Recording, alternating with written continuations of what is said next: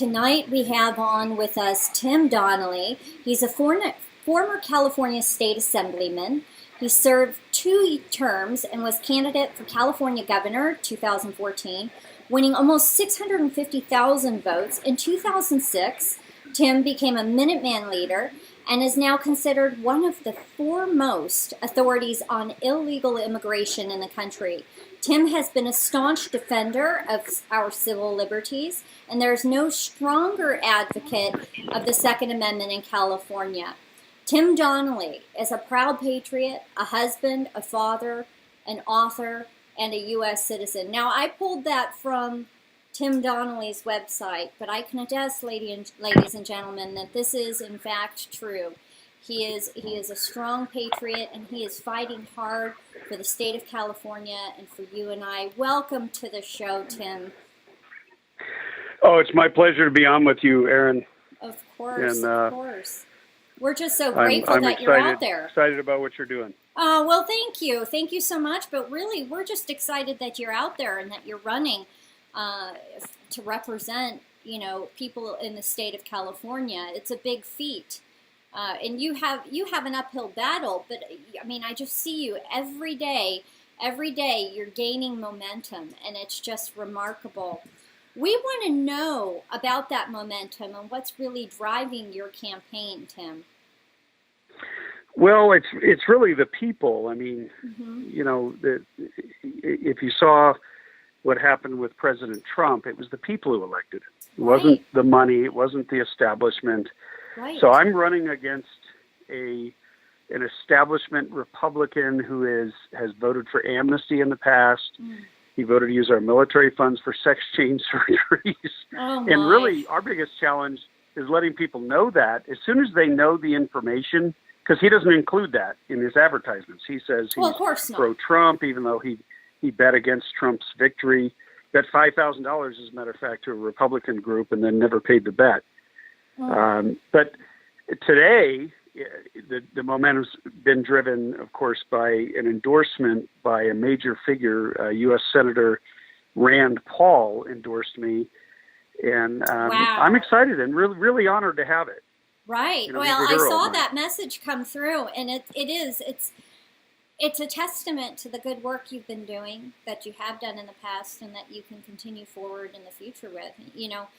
People are seeing what your stances are, that you're a man of integrity, and that's important. And people like Rand Paul, his work is remarkable.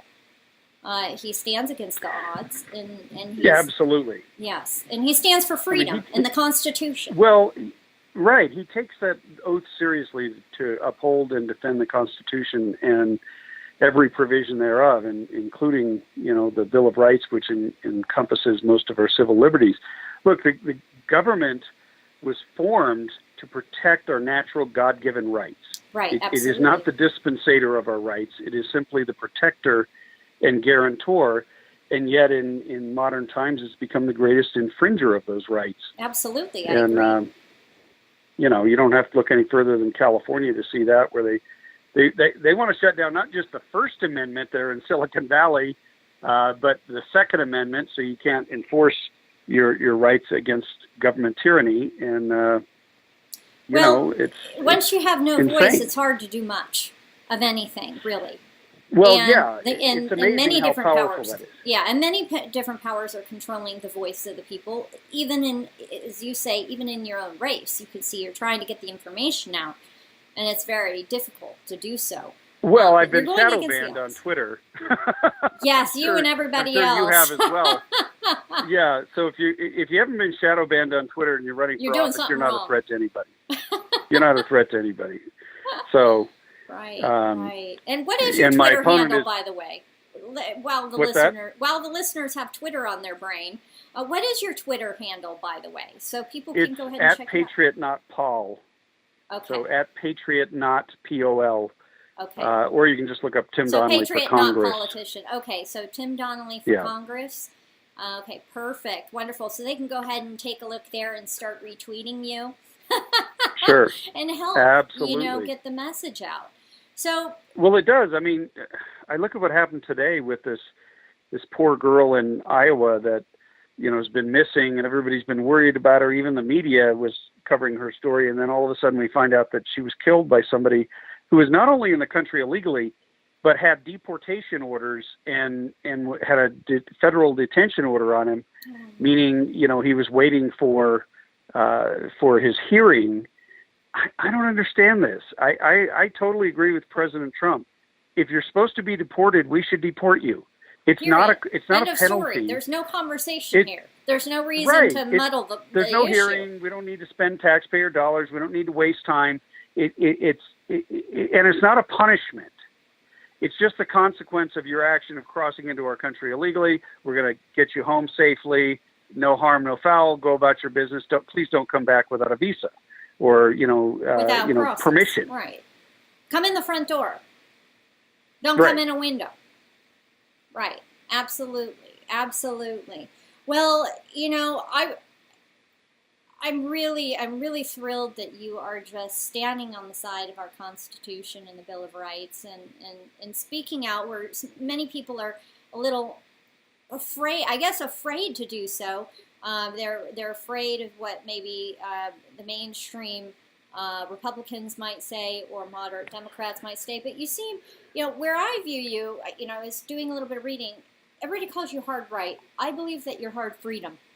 And really you view things from the perspective of where the founders saw things. Very simple.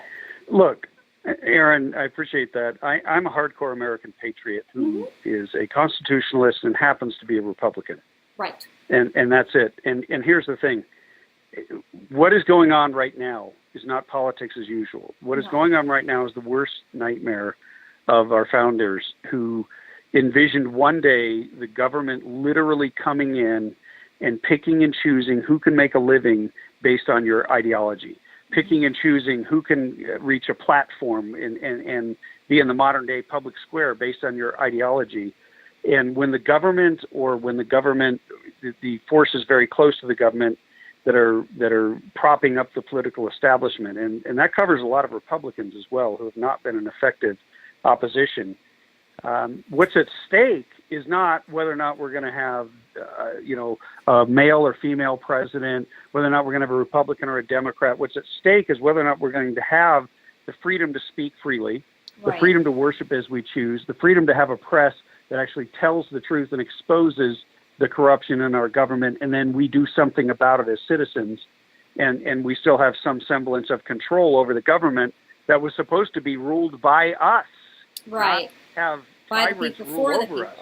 Right, absolutely. Exactly. And they're using identity politics. They're using all sorts of any way that the media or certain powerful groups can. They're dividing us any way that they can. Yeah, tribalism. They're going for the tribalism vote, the racial identity politics, the sexual identity politics, any kind of identity politics. Anything to divide. Right, rather than that divides. unite. But you know what unites people are principles. Right. Are principles like freedom, liberty, the rule of law, the right to be that each of us are created equal in the eyes of not only God but the law, and that we have the same, that the president of the United States is no higher than the poorest pauper in this country who is legally present. Right. Absolutely. And there are those who want to take that away, and they're working very hard to do so. Now, you're a family man. I see you come from a large family of 14 children, right? Yeah, I had 14 brothers and sisters. Right. Irish Catholics, no TV, okay? Well, yeah, this is important. I think I talk about family a lot, and I like to hear about people and their perspectives and what drives them to be where they're at today. And many times what I see is it's their faith and their family values, that hold them so close to what they're doing. And I'm wondering if that's true for you as well. I know you have several, or shall I say many children yourself. I have 5 sons. My wife had 2 when I met her. She had been widowed, and I raised them as my own. and we have 2 grandsons. We kept trying for a girl, never got one. No. Look, I have been fighting this fight so that my children and grandchildren would have a free country, that we would hand them off the bounty and blessings of liberty. Absolutely. And not oppression and tyranny, which, were it not for the election of President Donald Trump, I think we would seriously be halfway to the gulags. And a lot of us, see, when you can send armed federal agents or troops or whatever you want to call them to the door of enough loudmouth patriots who are dissenting, the dissenting voices, and you can silence the dissent, pretty soon nobody else is willing to speak up.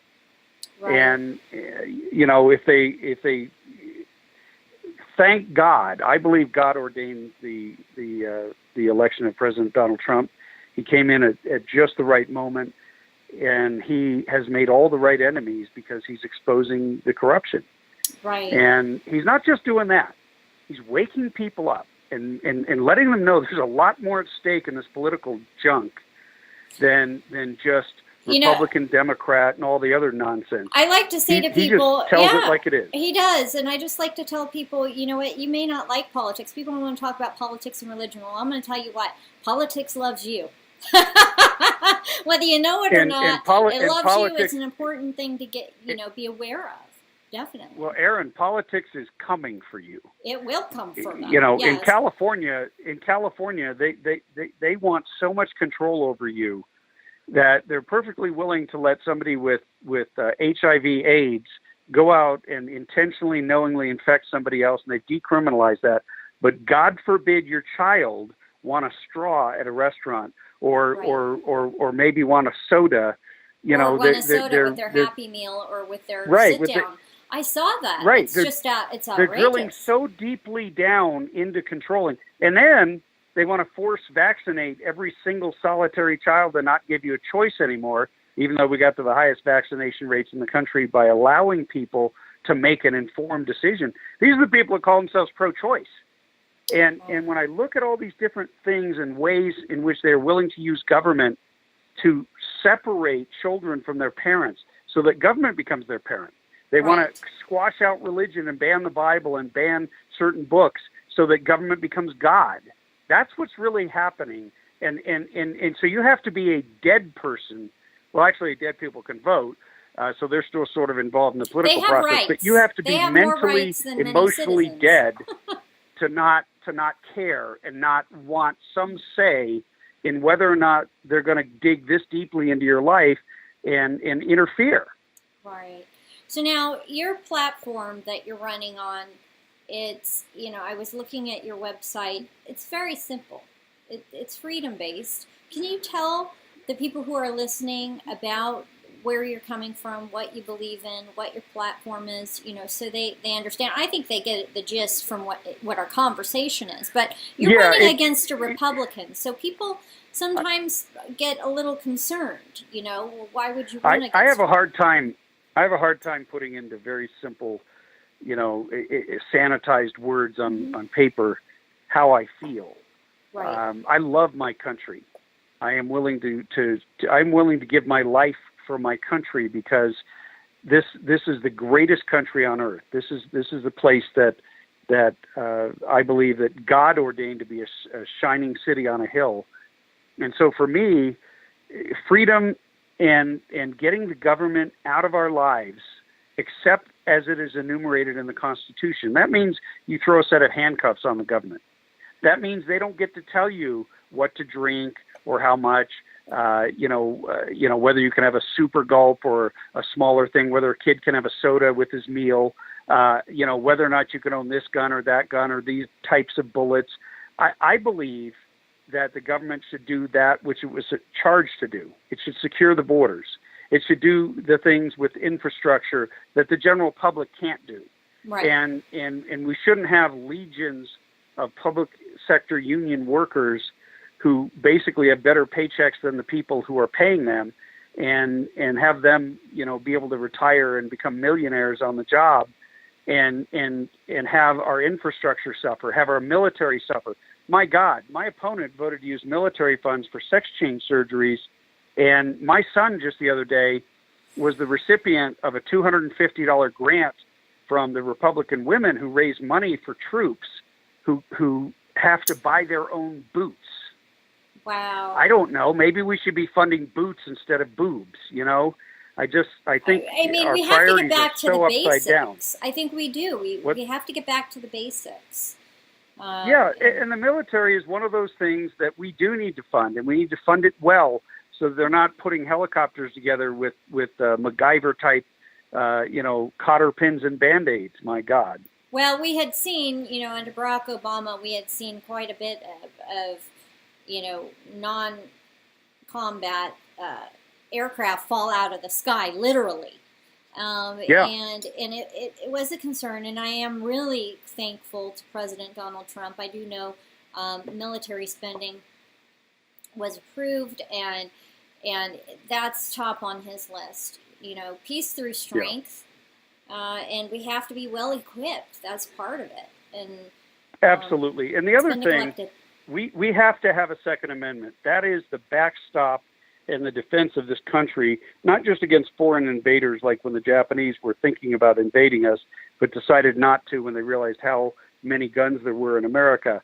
But it's our defense against crime and evildoers and mass murderers or would-be mass murderers, but also against tyranny, against the government coming in and saying, hey, I'm going to take away your rights. You have a way of contesting that. And that was the original intent of the Second Amendment, which is under major assault, it seems like every week. And and the other thing I stand for is I'm pro-life. I'm absolutely 100% pro-life. I will be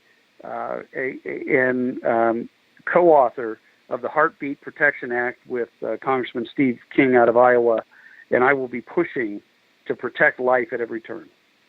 That's wonderful. That's really wonderful to hear. There's some things that politicians, and I know you're a patriot, not a politician, and then that's how you prefer to view yourself, but once you get in that bucket, everybody's looked at as a politician. But they don't want to talk about their faith. They rarely, scantily talk about their family, and they sure as heck, pro-life is something they skirt away from, and I'm glad to hear you speak so fervently about it. I believe that life starts at conception, and that they're U.S. citizens, and we need to protect them. I have a funny question. What other thing in life doesn't start at the beginning? Right? I mean, it's the only thing. It's so basic. It's like this is the only exception in the entire universe is we're pretty sure that life doesn't start when the miracle of life that God created started. Right. So that way we can terminate it without feeling guilty, even though people who have abortions oftentimes have severe psychological, consequences for the rest of their lives. Right. Well, I think it's all just a power grab, control grab. It's also about money. Big government's involved a lot in funding some of this. It's that's a big true, picture. But I think it's also, I think it goes deeper. I think it's about stealing the minds of the youth. Well, that's part of it, yes. So there was a friend of one of my son's friends. He and his girlfriend, they both grew up in Christian homes, and tragically, she got pregnant. I shouldn't say tragically. She got pregnant. These things happen. Tragically, they didn't talk to any adults. And with the way it is in this country, and they're both under the age of 18, they were able to get an abortion. And they chose to get an abortion and did so without any of their parents knowing. And so there's no parental consent for something this serious. And had they had a that could impact her body for the rest of her life. She, may or may not be able to conceive in the future. She could have, major health repercussions as a result. It's a big deal. And these kids are devastated now. They're absolutely devastated by the guilt of what they did. And that could have been prevented. And then it would have just been a thing about, having a pregnancy early in life instead of, having this, this on your conscience and having ended a human life. It's so tragic.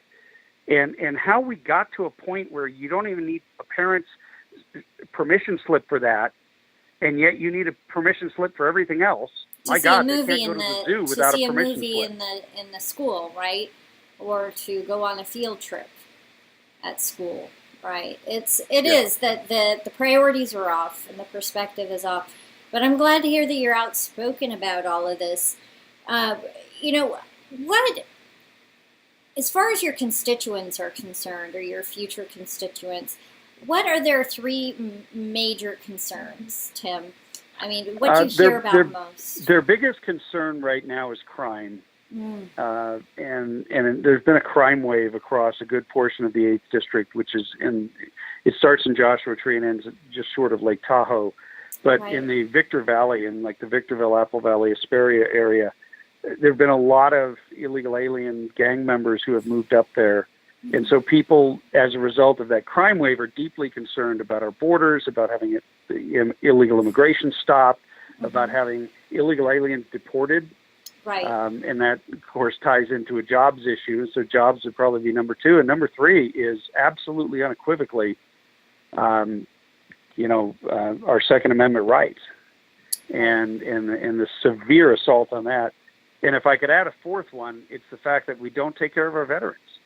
Right. I mean, veterans in California wait longer to get any kind of treatment than anywhere in the country. We have the longest wait times. We haven't done anything about it. We're treating illegal aliens better than our veterans. Right, and that's a concern I've heard over and over and over again. So where do you stand on Obamacare? I mean, I know President Donald Trump has done pretty much all he can. He has a Congress that's Republican, House and Senate. Yet they can't get much done in terms of shutting the entire thing down. I mean, he's done as much as he can, but, where do you stand on that? And do you support buying? Where I stand is very simple. Ronald Reagan warned us about this 30 years ago. And he said, the minute you open the door to socialized medicine, you will never be able to close that door. It is a Trojan horse for socialism. And for me, the only thing that would satisfy me is an absolute unequivocal deportation of the U.S. government out of healthcare and the annihilation and full repeal, absolute full 100% repeal of Obamacare with all of its ugly provisions. And what I would replace it with is very, very simple. I would open up interstate competition, so that you could compete across state lines. The minute you do that, insurance becomes a commodity like everything else, and they can't keep it artificially high. And you would have, and there's also, you have to introduce cash back into the system. As soon as people are playing with their own money instead of house money, they care what things cost. And then they start getting, grouchy, and pretty soon people look for alternatives. And any time that real money is introduced and competition is introduced, and the market is free and not fixed the way the government markets work, then all of a sudden people can buy what they want, what they need.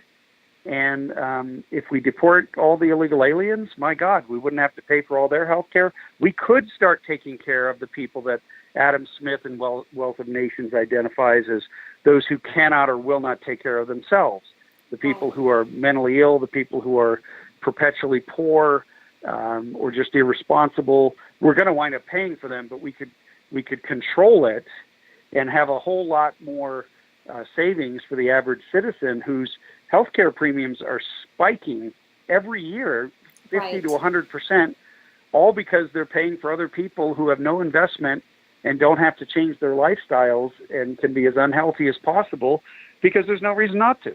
Right.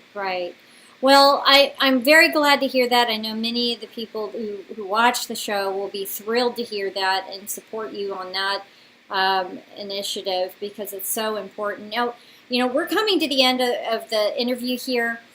We're going to have you back on because we want to talk about some of your work at the border. But right now, could you just give people your name, what you're running for, a little bit about what you're running for office, and then your website where people can get involved, Tim? Absolutely, and thank you, Erin. Sure. Look, I'm Tim Donnelly. I am a former California State Assemblyman who is running for Congress in California's 8th District, which stretches from Joshua Tree to just short of Lake Tahoe, including all of Inyo and Mono counties and most of San Bernardino. And you can get a hold of me on my website. It's Donnelly for Congress with a 4, the number 4. So Donnelly, number 4, Congress.com. You can also find me on Twitter, Facebook. Just Google my name. You'll find out all kinds. You'll find out more than you want to know. Don't believe half Don't believe of the what loony you read, left. Okay.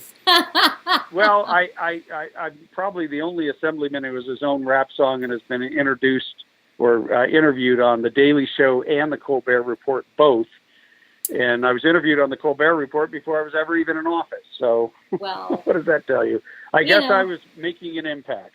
Well, and that's what we're meant to do, and we're so grateful that you're running. And definitely, folks, if you can go to his website, take a look at his campaign, contribute or get involved. Time, talent, treasure. He can use it all, as many candidates throughout California can.